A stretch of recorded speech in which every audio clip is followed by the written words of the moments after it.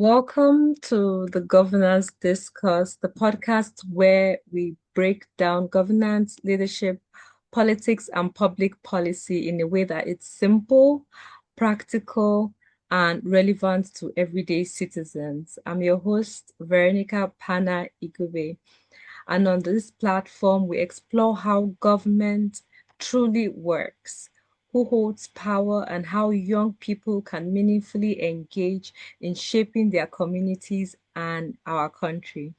In today's episode, we're focusing on the local government system, the closest level of government to the people, yet often the least understood. I'm joined by Honorable Mathias Aliu. He's a councillor at the AMAC Ward who brings real-life experience from inside the local government system. Together, we'll be unpacking how local governments are structured, what they are responsible for, the critical roles councillors play in community development and grassroots governance. We'll also hear from his personal journey into politics, the successes and the challenges that he faced while serving along the way. With the FCT local government elections coming up in February, that's this month, 21st, this conversation is especially important for young people who want to understand how to get involved, influence decision making, and even to prepare to run for office in the future. This episode is not about politics, but we're just having the conversation about participation, leadership service, and active citizen. So whether you're a student, a young professional, I hope you grab your tea, your popcorn to listen to our conversation. I'd like to start by thanking Honorable for accepting to be on the podcast. And it's such a pleasure having you, especially as a young person as well, who is already in the grassroots and, doing the work. So thank you very much, Honorable, for joining us on the podcast today. Thank you very much, and good afternoon. Good afternoon. So let's start with the basics. How does the local government work? What is kind of like the structure of the administration of the local government? Well, as you are aware, the local government is the closest system of government that is with the people, the grassroots.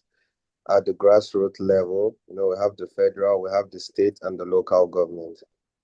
So the way the local government is structured is that we have a chairman who is the head of the local government.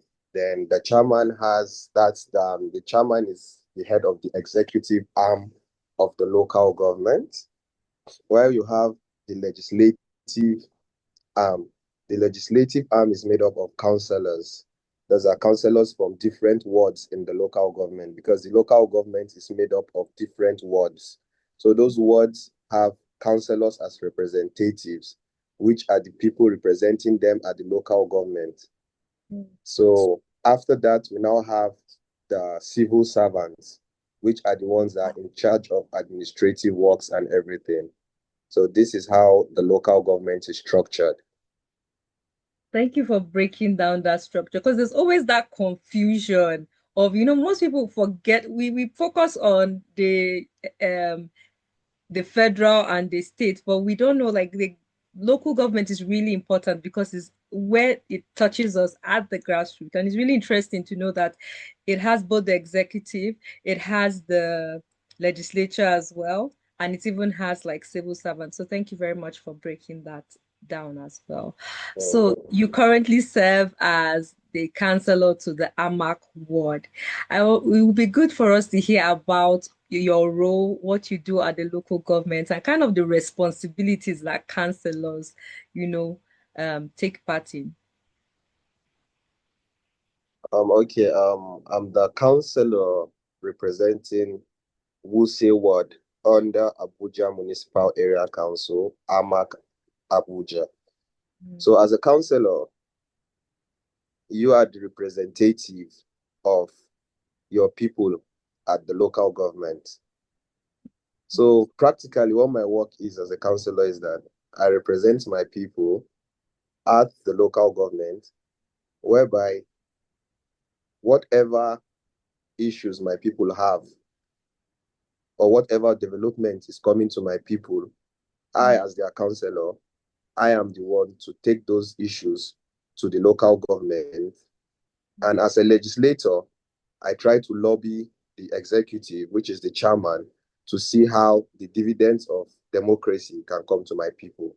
For example, maybe my community now, Wuse Ward, for example, maybe we need transformers, or maybe we need some rehabilitation of some schools. The people of Wuse Ward will call my attention to it as a councillor, as their representative. Then they can write to my office.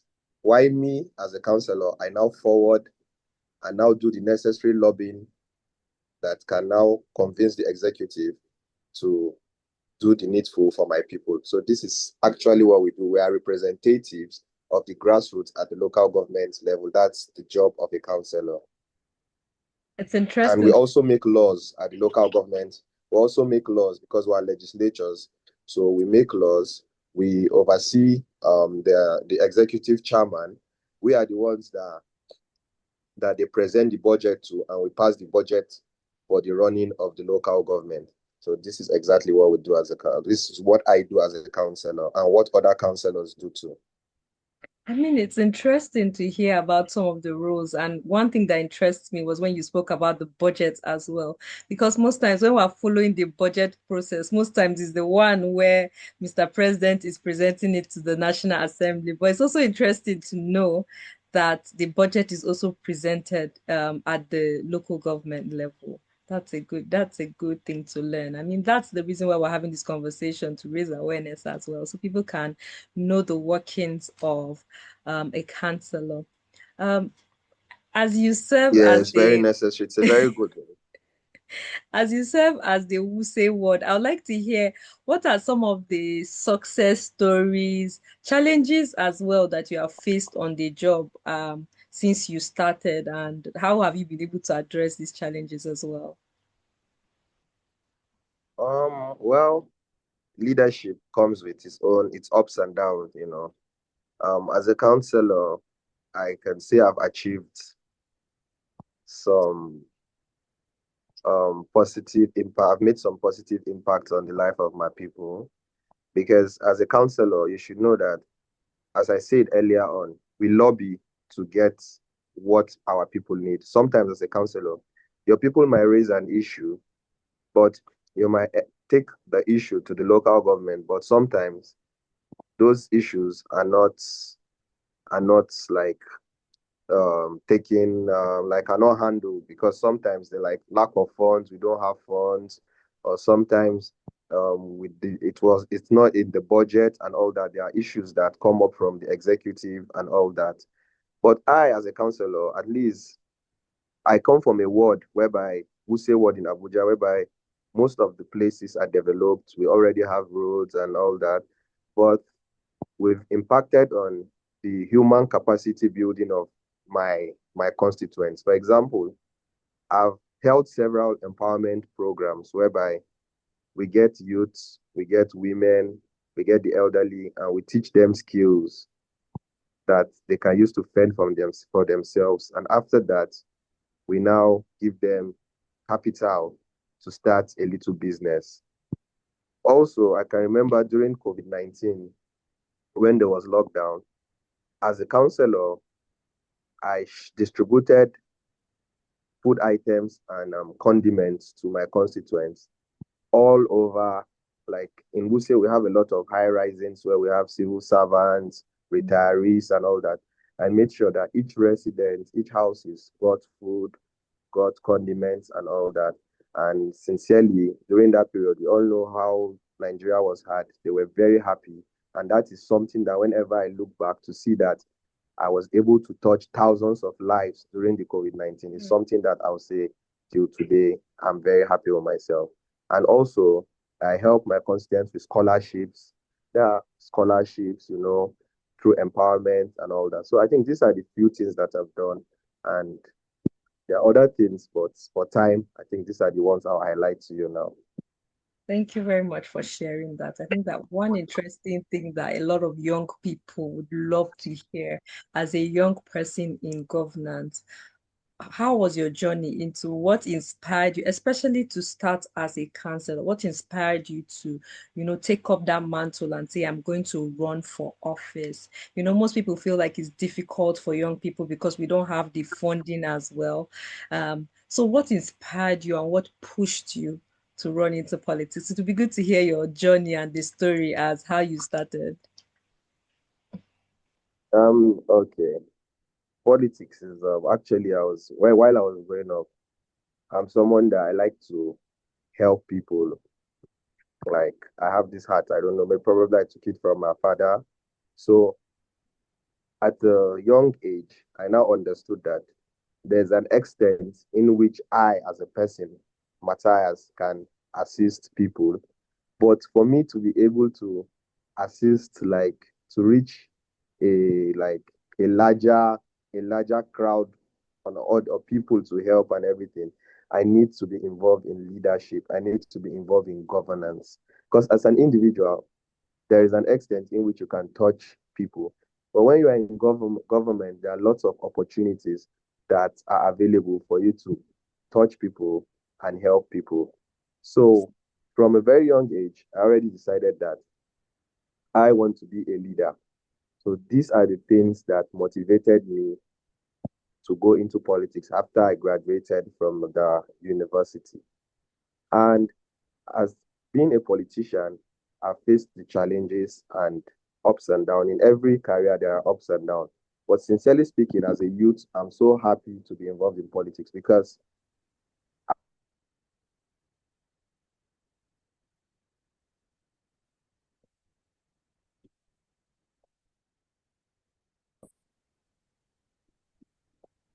Okay, I can I hear know, you. Yes, I can hear you now, sir. yeah, so I can't be outside complaining about bad leadership. So I told myself it's better I'm in there to try and see how I can also add my own impact and also try to see that things are corrected. Because as we say the youth were the future of tomorrow. Look at it now. I'm a counselor now. If God keeps me alive in the next 20 years, 10 years, 15, no, only God knows where I will be. I can become the president tomorrow. So with my school of thoughts that I'm here in politics to see how to help people and to see about a better Nigeria. If I'm given the opportunity tomorrow to lead Nigeria, by the grace of God, what motivated me to be a politician, I'll make sure I try to accomplish them. So for the young people, politics is not all about money, money, money. No.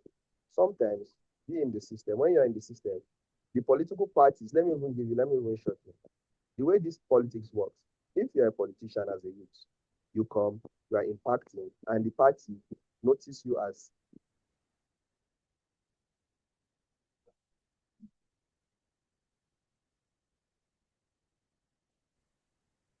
and the party notices you, hello? And the Yes, I can hear party you. notice that you are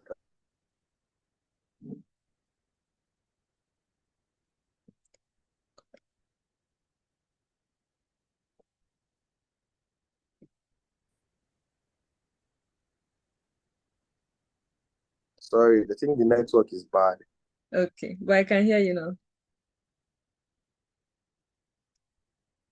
Okay, that's okay.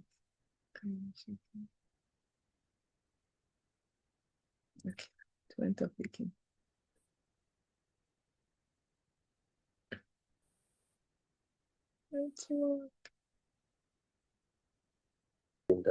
Yeah, I'm back, yes. Okay. So as I was saying, so this is what actually motivated me into politics to touch people's life and help people. And I don't regret being a politician. And it's not all about money. I was not rich when I'm not even rich now, but now I'm even aspiring to go higher to contest for the State House of Assembly. But with the support of my constituents, with people, and they know that I have the heart to help others and to carry the community to the next level. They will all come together. Sometimes even the people are the ones that give me money to buy the form. Sometimes they are the ones that even support my campaigns and all that. So as young people, it's necessary for us to be part of the system. Register in a political party. Be a member of a political party.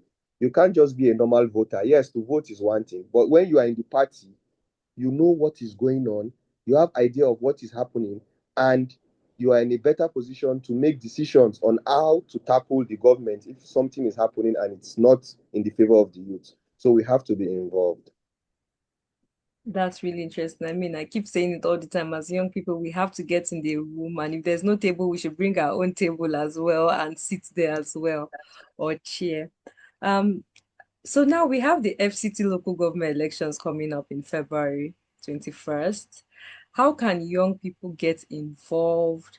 Um, and like if I mean, you mentioned that you have the Wuse Ward. Sometimes people reach out to you. So what's the best way? What's the best way that you would advise young people if they have an idea, or if they have a suggestion for their local government chairperson or their local government councillor?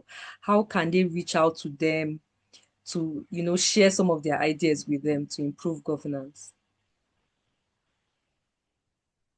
Yes, so the way to reach out to your local government representatives is either by writing, you contact them by phone, or you visit the local government secretariat. Mm. Any individual now can come to the local government and say, I'm looking for Honorable Mathias Aliu. I'm from Wuse Ward. No matter what I'm doing, I must see the person because the person has identified that is from my constituency. So these places are easy for us to walk into. That's why they say the local government, the closest arm of government to the people. You can walk in there, you can write, you can contact us by email, we have social media. So it's very easy. We are accessible anytime, any day. Young people can bring ideas, can share ideas, and we can develop the local governments. Thank you. And finally, I would like to say, to round up this podcast, to people, young people who are listening, what advice will you give them if there's someone considering to be a counselor, or just any advice you would give to young people as well? What I would say is that young people should believe in their dreams. They should believe in themselves. They should never lose faith. We know how it is in Nigeria. A lot of young people are going through ups and downs. You graduate from school, you have no job. Sometimes at 30 something, you're still staying with your parents because you have no financial access. So I know the frustration a lot of youths are going through. But what I'm advising them is that you guys should come out. You guys should participate more in the political system.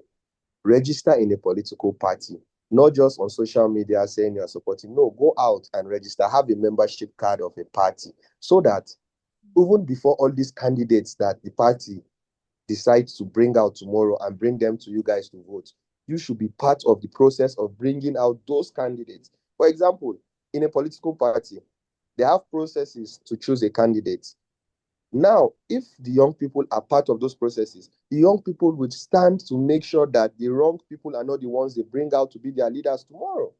So it's a plus for young people to open their eyes now and part. Okay, let me ask you a question now. All the leaders that are there now, many of them are elderly. In the next 20, 30 years, most of those leaders, you're not going to hear them. It's going to be the younger generation. So why don't the younger generation join now and gather all the experiences so that tomorrow, when they get that opportunity, they won't make mistakes that are happening now. So my advice is to all young people, my advice to all young people is that please, you guys should come out and participate politically. And I believe Nigeria is going to be a great country where we all dream to live in peace and happiness and unity. Thank you very much.